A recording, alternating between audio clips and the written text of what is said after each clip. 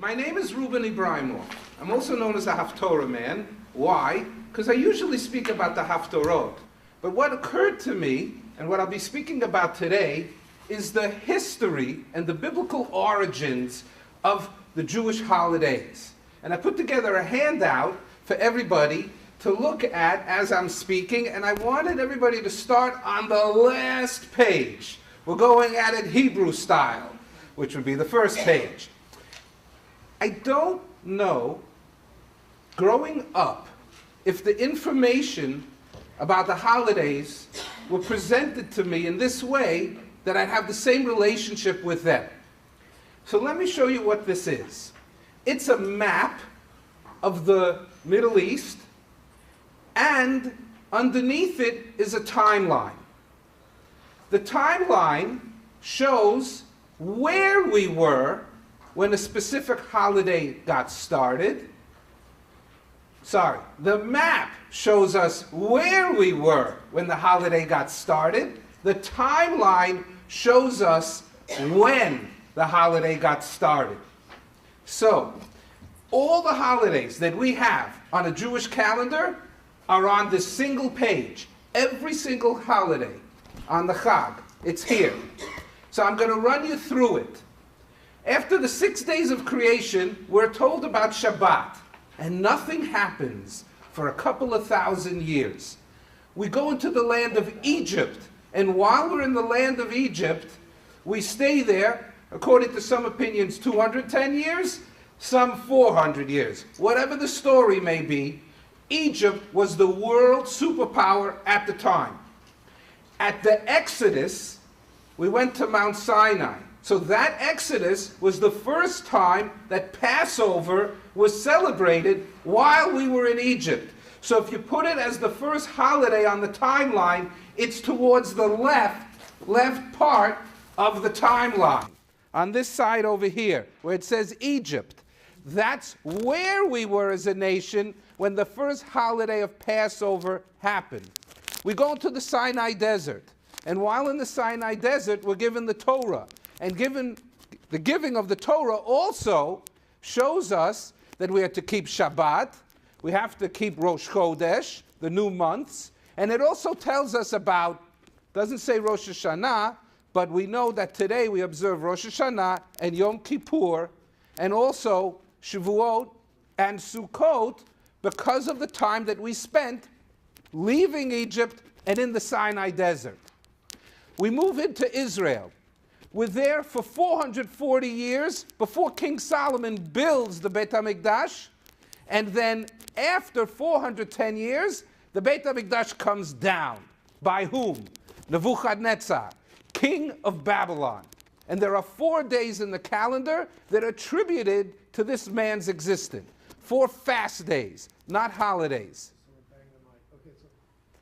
Next, the Babylonian Empire is part of the 70 years that we spent in exile. So for 52 years, we're in the Babylonian exile, and they're the rulers of the world, until Koresh, Cyrus, king of Persia, takes over Babylonia, and now he writes what's the first Bill of Rights of human beings. It's called the Cyrus Cylinder. It was just in the Metropolitan Museum.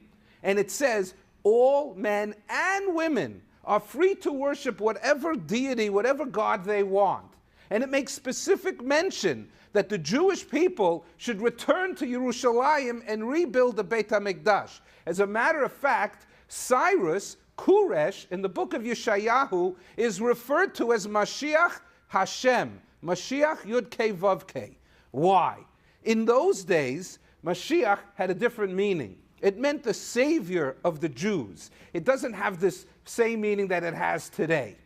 Then, after the Persian Empire lasted about 50 years, you come into Alexander the Great and the Greek Empire. So, to look at the timeline, you'll see, while we're in Egypt, we got Pesach, then Shavuot and Sukkot. When we're in the land of Israel, we had the Shalosh Regalim, which I'll go into. Then, because of Nebuchadnezzar, as we move along the timeline, we have the 4 fast days, and we're in Babylonia, to the right side of the map. the Persians take over and the Purim story, so that part of our lives are on this timeline. And then finally, what we're celebrating right now, Hanukkah, the holiday when the Greek Empire ruled over us. So there, on the quick, you have an explanation geographically of where were we when these holidays first started, and then you also have, chronologically speaking, when did the holidays get started, that you could see the order of them. Now, let's look at the front of the book, and we're going to look at the history, the biblical origins of the Jewish holidays. And I put together this idea that we should have a calendar, and that a calendar will inform us of all the holidays and their origins. So if you flip open to the first page, you'll see on the left-hand side, Tishrei, and then on the right-hand side, it explains to you Rosh Hashanah, the Jewish New Year, and it's on Tishrei, the first and the second days, and you're looking at me saying, you made me come to a class to tell me something I already knew? Come on. I'll tell you what happens. Originally, in the Torah, what does it say as far as the New Year goes? It says, HaChodesh Hazeh Lachem Rosh Chodashim. What month? Chodesh HaRishon. The months didn't even have names in those days. The names come from Babylonia, when we're in the Babylonian exile. I'll get to that in a minute. But let's come back. The New Year originally was in Nisan. It was in the first of the month. That was the New Year. So you go, hey, Ebrahimoff, how is it possible that we go on Rosh Hashanah in September, in Tishrei? What's that about?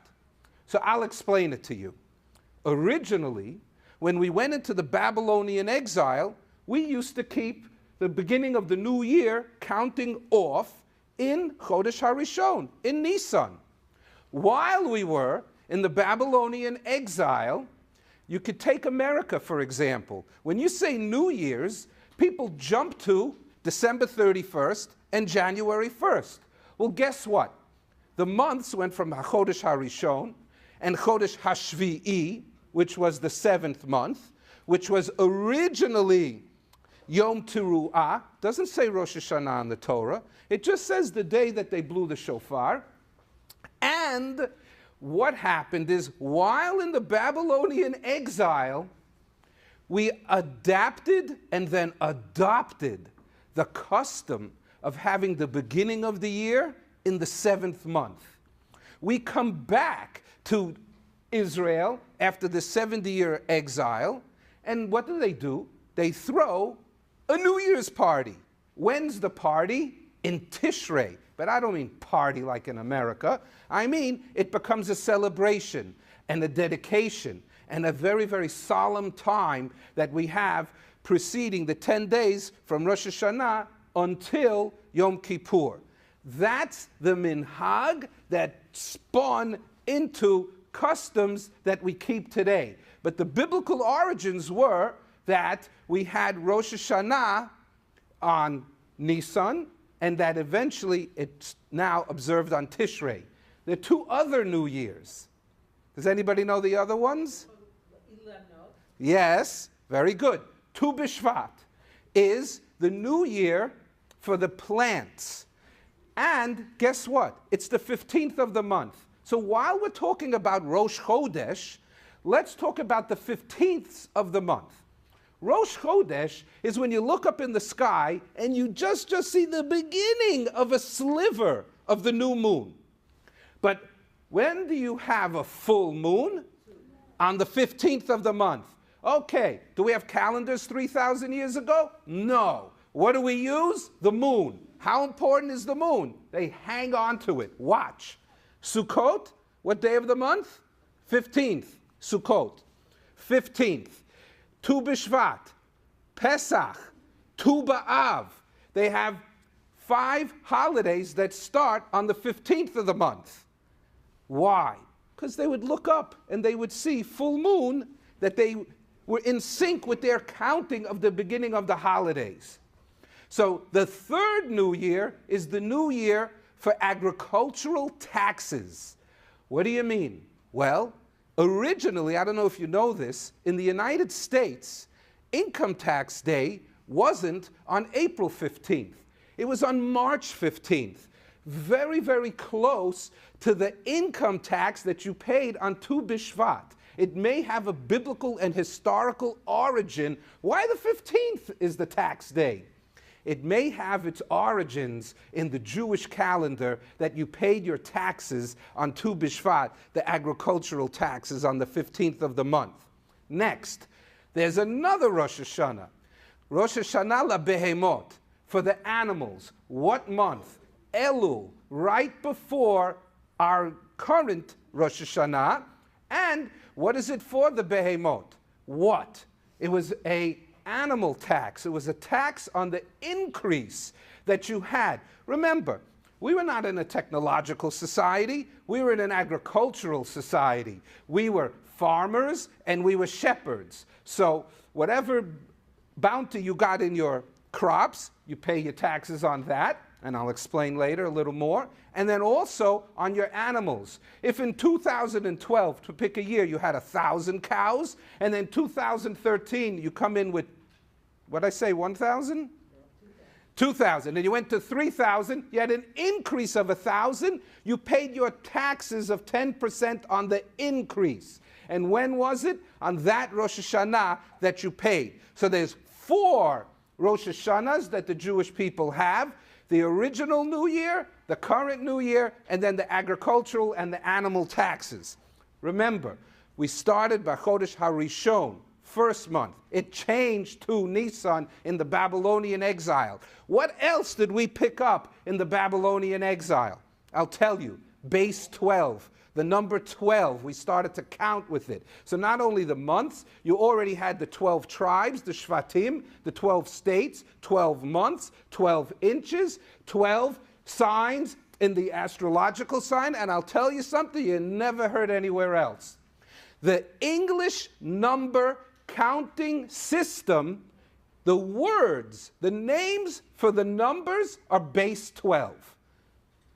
In other words, not the decimal system, but it changed after 12. Let's do it in Hebrew. We'll start Shmone, Teisha, Eser, and then you go Echad Esrei, 1, 10, Shteim Esrei, 2, 10.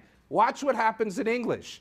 You go 8, 9, 10, 11, unique word, 12, unique word, then 13, 14, 15. So the names of the English numbers are base 12. There's 12 unique names for numbers in the English language sourced from the Babylonian times. Now let's go to the English calendar for a minute. English calendar, you have 12 months, right? Didn't start that way. Why? September is 7, October 8, November 9, December, decimal, 10. Wait a minute. Everybody knows December is the 12th month. What happened? 2 guys, Julius Caesar and Augustus Caesar, July and August. We are God's chosen supreme rulers, and we're going to name a month after ourselves to commemorate ourselves, and we'll be celebrated our existence for eternity. So here you have little things in the calendar and their origins. Even a simple thing, like when someone says, just a second. What is that in Hebrew? Shniyah. Not Rishon, but Shniyah. Second. Seconds in English, not firsts, but seconds. So you have these parallels, for just interesting, no deep meaning, just interesting things about the calendar and counting. So that is Rosh Hashanah. Then if you turn to the next page, you'll see Tzom Gedaliahu. Now, I'm going to concentrate on the 4 fast days. In 586 BCE, Nebuchadnezzar, the king of Babylon, destroyed the Beit HaMikdash. But what happened before then? A year and a half earlier, on the 10th of Tevet, he surrounded the city of Jerusalem. He was not going to kill everybody.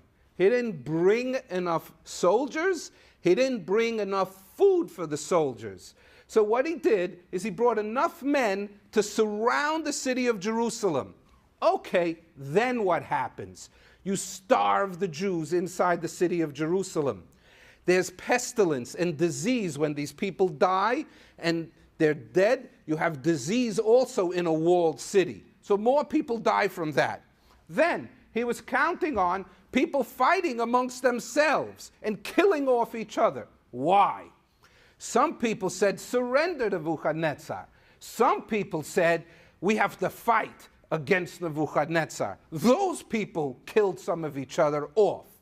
It was nasty. But when Nebuchadnezzar got to the city walls on Shivasar B'Tammuz, 18 months after the beginning of the siege, the second of the 4 fast days, most of the people were already dead. They didn't have a lot more to kill off. And then, as we all know, Tisha B'Av, the 9th of Av, but also the 9/11, Av is the 11th month, the 9th of Av is the spiritual 9/11 of the Jewish people. Why? Today, you don't like this shul, you go down the block to the next shul. In those days, one shul, nowhere else. You're going anywhere, you're going to the Beit HaMikdash. That was it. There was only one place to worship God, and that was the Beit HaMikdash. So what did Nebuchadnezzar know? He knew that as long as the Jewish people had a holy temple, you weren't going to get these people away from Israel. And what did he want? If you look at him in the book of Melachim and Yirmiyahu, he looks like a Hitler. He looks like a guy that wanted to kill all the Jews. Wait a minute. What happens is, look in the book of Daniel. What does he do with the Jews that he exiled? He takes Daniel. Daniel proves himself that he could explain the dreams of Nebuchadnezzar. And like Yosef became second in command of Mitzrayim, Daniel becomes second in command of Babylonia. As a matter of fact, it continues because Mordechai became second in command of Persia. Not bad for a little nation of Jewish people. So, now Nebuchadnezzar knocks down the Beit HaMikdash, exiles the Jewish people, and there they lived. But he lifted them up. There was infighting amongst his people that were jealous of us, but Nebuchadnezzar knew one thing about the Jewish people. He knew we had wisdom, we had connectivity. We were able to be the wise men in his royal administration. And that's where he put Daniel. That's what he wanted, the wisdom of the Jews. And the only way he could get it is by dislodging the Beit HaMikdash off of planet Earth. So what is this man here at Tzom Gedalia? It's right after Rosh Hashanah. Why? Because it may have happened on Rosh Hashanah when they murdered this man. Who murdered him? We murdered him, our own people. Why? It was in collaboration with the Ammonites. Why? Nebuchadnezzar, if you could picture this, came from Babylonia, up here. He couldn't come through the desert. He had to come over the top from the north, down through Israel. Then he made a left turn to go into Yerushalayim. Along his way, he destroyed a lot of cities. So now what happens? Baalis, the king of the Ammonites, said, what's stopping Nebuchadnezzar from plowing through my country, where Amman Jordan is? What's stopping him? So we better put something in place that'll be the end of the power of the Jewish people. Gedaliah was put in place by Nebuchadnezzar as the governor of Jerusalem. And the people that used to be in the royal administration said, hey, wait a minute. Is he from Malchus David? If he's from the Davidic dynasty, okay, then he should be in charge. But he wasn't. So the people that were on the king's team and also the people from Ammon collaborated together, and a man named Yishmael, it's written in the Tanakh, all these stories, had him murdered and killed him. What's the big deal? He was the last ray of hope for the Jewish people to be saved and to regain their footing in the city of Jerusalem. Therefore, we have a fast day, but it's only one fast day from an 18-month cycle of which we have 4 fast days in the years attributed to Nebuchadnezzar. There is no man on the Jewish calendar that has more days attributed to him than Nebuchadnezzar.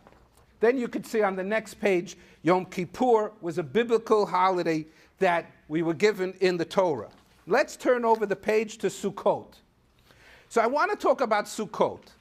Sukkot is part of what we know as the Shalosh Regalim. But let's think about it for a minute. There's other names to these holidays. Pesach has another name, Chag HaAviv. Shavuot has another name, Chag HaKatzir, the holiday of the cutting of the wheat and the crops. And then finally, Sukkot also has another name, Chag HaAsif, the holiday of the gathering. Okay, so what's going on here? It's not one holiday going on, there's 2. It's not Chag Sameach, it's Chagim Smechim. I'll explain. One is the commemoration of the Exodus from Egypt. Passover, Pesach, is from the Paschal Lamb. We're remembering how we slaughtered the lamb and that we went out of the land of Egypt. Then you get Shavuot. They gave the Torah at Mount Sinai and received the Torah, and we commemorate the giving of the Torah on Shavuot. Then Sukkot. We have the Sukkah that we remember living in the Sukkah for 40 years in the desert. That's one grouping of holidays. Guess what? There's another grouping, the Shalosh Regalim, the pilgrimage holidays. Remember, those holidays took place, Pesach, Shavuot, and Sukkot took place from the time we left Egypt and while we were in the desert. That's where they started. But there's another grouping of holidays. It's called the agricultural holidays. Chag HaAviv, that is the beginning of the summer. That is the planting season. Then Chag HaKatzir, that's Shavuot, that's the harvesting season. And then Chag HaAsif. What happened? While in Israel, when there was either the Mishkan, the tabernacle, or the Beit HaMikdash, the holy temple, Jewish people, husband, wife, just the husband, children, not children, about 150,000 people would make Aliyah L'Regel. They would go up to Jerusalem. Some people took a month. Most people took weeks to get there. And there they camped out in the city of Jerusalem, and there they celebrated these holidays. They are 2 separate, distinct holidays that are celebrated simultaneously. That when you tell people this, they have to kind of think for a minute. Hey, wait a minute. I never thought of it that way, but it makes a lot of sense. One is that we remember what happened to us in Egypt and the desert. The other grouping is the agricultural holidays, that while we were living in Israel and we had blessed crops and we had blessings, we were commanded to go up to Jerusalem and offer up these offerings to God in the Beit HaMikdash. So that's the little piece on Sukkot and the other holidays. During Sukkot, if you look at the next page, you have this wonderful Chag called Simchat Beit HaShoeva, and all of us have learned about it, that if you haven't seen Simchat Beit HaShoeva, which was a celebration, they would retrieve water from the Shiloach pool, and they would come, the Kohanim would come in these big jugs of water, and they would pour it on the corner of the Mizbeach, and that it says that they would light torches with the threads of the old Kohen's clothing, and it would light up the city like a torch, and that the Kohanim could do handstands on their thumbs. There was music, there was dancing, it went all night long. It was a tremendous celebration. About what? Water. If you've ever been to Jerusalem, you know all about Chizkiyahu's tunnel. Water was the essential ingredient to our existence. No water, you can't plant the crops, you can't eat. So we celebrated the fact that we were blessed with tremendous abundance of water in our lives. And that was a holiday that went on during Chol HaMoed Sukkot. Now, the next page, if you look at Kislev, I skipped ahead, and now we're celebrating Chanukah. And that Chanukah, we say that there's a miracle of oil. You also look into the book of Maccabees and Josephus. And guess what it says over there? It says that on the 25th of Kislev, that because the Maccabees took back the Temple Mount, and who did they fight? It's never popularized. It was a civil war. Just like today, 90% of Jewish people are not observant, and 10% are. Well, in those days, when the Greek Empire took over the region, they were selling their lifestyle. And you want to know something? Most of us went for it. Dionysus, physical beauty, gymnasium, the Greek lifestyle. Even they went as far as slaughtering pigs on the temple altar. There's one family we all know that wouldn't put up with it. And it was Maccabee, Yehuda HaMaccabee, and that these were the Hashmonaim. At first, they stood up to their own people and said, hey, what are you doing? And then they took on the Greeks. And if you look in the book of the Apocrypha, the book of Maccabees, it says on the 25th of Kislev that they carried lulav and esrog for 8 days on the Temple Mount. I'm not making it up. It's in there. Why? Because they said 3 months earlier, we didn't have the Beit HaMikdash. 3 months earlier, we couldn't observe Sukkot over here. So now we took it back. It's ours again, and we're going to celebrate for 8 days. Similar to the duration of Sukkot.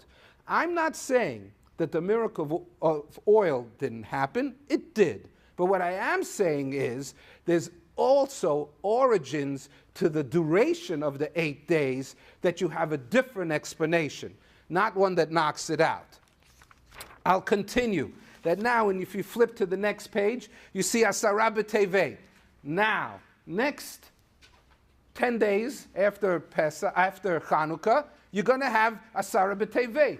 Then you're going to think to yourself, hey, I attended a class, and in the class I learned that the 4 fast days that we have that are not Purim and not Yom Kippur are the 4 fast days that were put in place because of Nebuchadnezzar in an 18-month cycle from the year 588, roughly 2,500 years ago, until 586 BCE when the temple was destroyed. So now we understand. This is the beginning of the siege. Remember, he surrounded us, he starved us, he murdered us, he exiled us, he destroyed the temple, and he took us to Babylon. He was a very, very terrible man to the Jewish people, and this fast day commemorates it. Okay, to jump quickly, Tu B'Shvat. Remember, I said Tu B'Shvat was one of the 4 Rosh Hashanahs. Do you see this little glass jar on the Shvat page over here? You got this page? On the Shvat page. This is a glass jar, Sidonian, Greek period. It is in the shape of a date. If you look at it, it's in the shape of a date. There's a man in London and in Herzliya. His name is Shlomo Musayev. Shlomo Musayev is the world's largest collector of biblical antiquities. And this glass jar, with 6 other jars in the shapes of Chita, Seorah, Gefen, Te'ena, Rimon, Zeitim, is in the shape of wheat, pomegranate, dates, you name it, the 7 different species. What did he say? It's not written anywhere. Could be a story, could be true. He said that the people that would make Aliyah L'Regel, the pilgrims, when they would go up to the Beit HaMikdash from their towns that they lived in, they would take these jars, they had a special belt, and in each jar they put the seeds of the corresponding fruits. So the date had fruits, the seeds of dates, the pomegranate had seeds of pomegranates, and on throughout the 7 different species. When they would go to the Beit HaMikdash, they would go to the Kohen, and they would say to the priest, bless me, bless these seeds. So when I go back home and I plant the seeds, I'll have blessed crops in abundance, and I'll show up next year with my taxes for you again. This is just a little story about life in biblical times. And that's what this jar represents to me, that the Jewish people understood that God was the source of the blessing, and that God's emissaries and God's liaisons were the Kohanim that gave blessings in those days. So that's a little piece on the holiday of Tu B'Shvat, one of the 4 New Years. Then, Purim. While we're in the Persian Empire, we have the story of Purim. And we're all very, very familiar with the story of Purim. And this is the one holiday that while we were under the Persian Empire, that this holiday took place. So what I'm trying to run through here is when we were in Egypt, we got Pesach, Shavuot, and Sukkot. We're in the land of Israel. We have a grouping of holidays. When the Babylonians took us over, we had the 4 fast days. Now the Persians take over, and it's the holiday of Purim. And we all know the story of Achashverosh. It's very, very interesting. From these evil men, Achashverosh, Pharaoh, Nebuchadnezzar, and also Antiochus Epiphanes. These 4 evil men did good things come to the Jewish people after they tried to impose their tremendous evilness upon us, but we were resilient. And that God's people, it didn't matter about how strong our armies were, it mattered how connected we were to God and our faith and emunah and belief. So while we were there, we were fortunate enough to be sent back to the land of Israel by Cyrus, Kuresh. Then if you turn to the next page, we're up to the month of Nisan. And that, you heard me explain, that one is commemorating the Exodus, Pesach, that's the page you got it. And on the other side of it was one of the pilgrimage holidays, Chag HaAviv, when they would go up to the temple. What do you have over here is a stamp. It's a matzah stamp that they would push into the dough before they baked it. And it says upside down on the top, but I flipped over the digital image so you could read it, Le Pesach, in the Hebrew script of the time that it came. Why? So you walk through the streets or you went to the bakery, you just had to look at the matzah to see that it was kosher le Pesach matzah, that they stamped into the matzah the word le Pesach, kosher for Passover in those days. So that's what I included about Pesach. Now, I mentioned the next page is Tammuz. Shiva Asar b'Tammuz. Now we all know, yeah, I know. It's one of the 4 fast days. It's because of Nebuchadnezzar. But look over there. And what do you see? A coin. Now whose face is on the coin? Antiochus Epiphanes. This is Antiochus the 4th. And the Epiphanes is, I'm selected by God to be the ruler over the world. This is what he believed. And he wanted to impose everything that he believed, the whole Greek way of life, on everybody, including the Jews. And I mentioned that most of us went for it. But why do we have Haftorahs? Because of him. Because what did he say? 3 things. No Rosh Chodesh. Can't celebrate Rosh Chodesh. You don't know what time a month starts, what day of the month starts. How can you keep any of the holidays? You don't know what day of the month it is. No Brit Milah, no circumcision. In other words, you're not physically a Jewish person. And then he said you cannot learn Torah.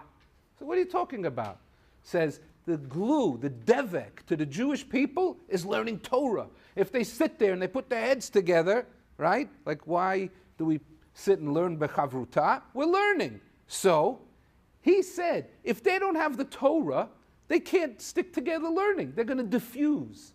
There's 2 ways to control the situation. One is with a strong fist. The other way, you take a drop of oil and you drop it onto water, it diffuses. So his methodology was to diffuse the Jewish people, to get them to separate out of the religion and become Greeks in behavior. So the Haftorahs got started. As you all know, my nickname is Haftorah Man. I speak about the Haftorahs. Why did the Haftorahs get started? Is because he said there's no Torah learning. So one of the explanations is that they said, he never said anything about Nevi'im, the prophets, and therefore they picked Haftorahs that had similar themes to the Parsha that was being read at the time, most of the time. That's the main story that most people are told and believe. The word Haftarah actually means supplemental reading. So if you ask me, I don't know. But another theory could be that they read from the Torah and they said, you know something? Things never change. As a matter of fact, Avram and Sarah didn't have children. Okay, Elkanah and Hannah. What's Hannah's husband's name? Elkanah? Okay, so they didn't have children. Okay, so things never change over time. That's how the Haftarot got started.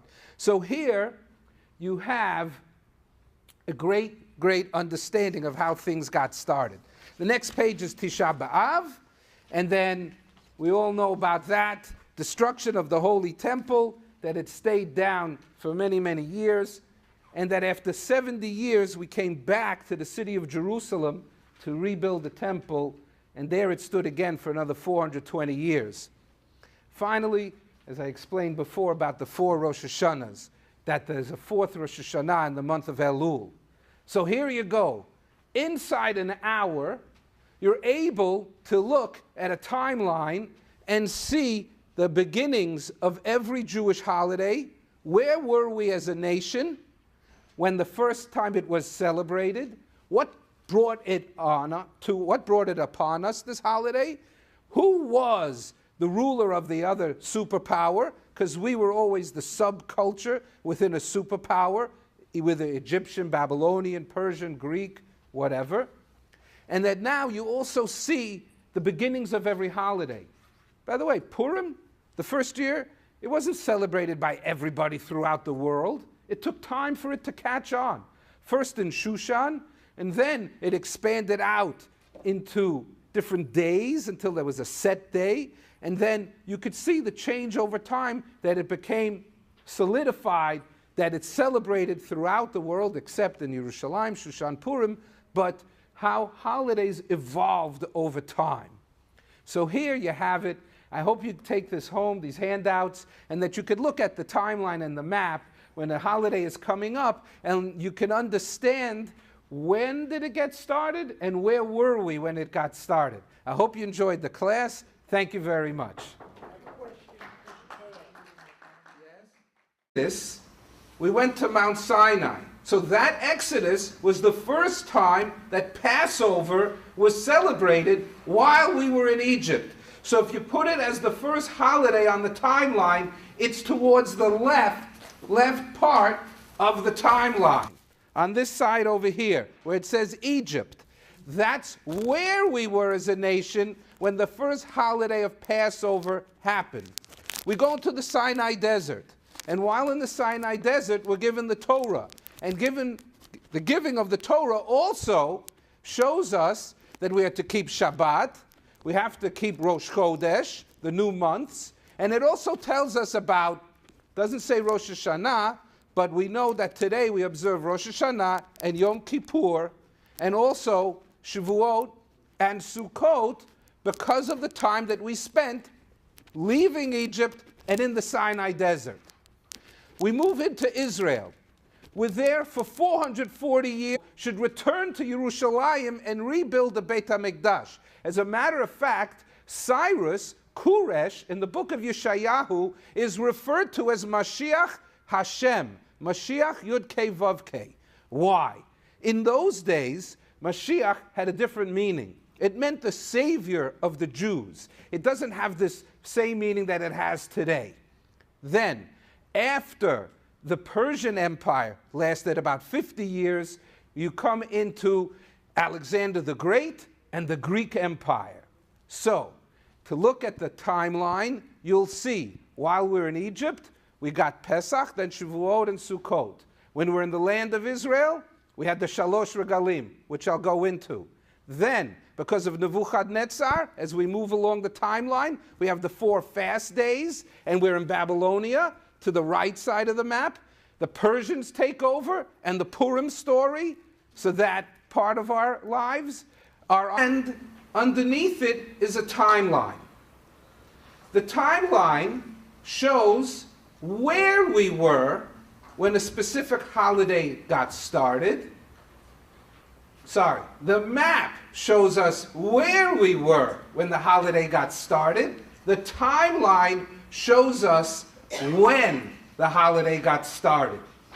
So, all the holidays that we have on a Jewish calendar are on this single page. Every single holiday on the Chag, it's here. So I'm going to run you through it. After the 6 days of creation, we're told about Shabbat, and nothing happens for a couple of thousand years.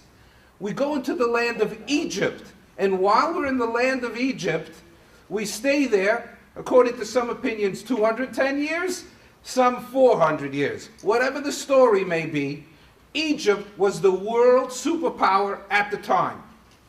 At the Exodus,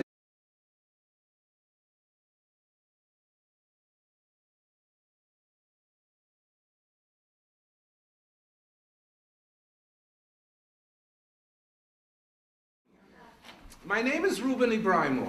I'm also known as a Haftorah man. Why? Because I usually speak about the Haftorot. But what occurred to me, and what I'll be speaking about today, is the history and the biblical origins of the Jewish holidays. And I put together a handout for everybody to look at as I'm speaking, and I wanted everybody to start on the last page. We're going at it Hebrew style, which would be the first page. I don't know, growing up, if the information about the holidays were presented to me in this way that I'd have the same relationship with them. So let me show you what this is. It's a map of the Middle East. And years before King Solomon builds the Beit HaMikdash, and then after 410 years, the Beit HaMikdash comes down. By whom? Nebuchadnezzar, king of Babylon. And there are 4 days in the calendar that are attributed to this man's existence. 4 fast days, not holidays. Next, the Babylonian Empire is part of the 70 years that we spent in exile. So for 52 years, we're in the Babylonian exile, and they're the rulers of the world until Koresh, Cyrus, king of Persia, takes over Babylonia, and now he writes what's the first Bill of Rights of human beings. It's called the Cyrus Cylinder. It was just in the Metropolitan Museum. And it says, all men and women are free to worship whatever deity, whatever God they want. And it makes specific mention that the Jewish people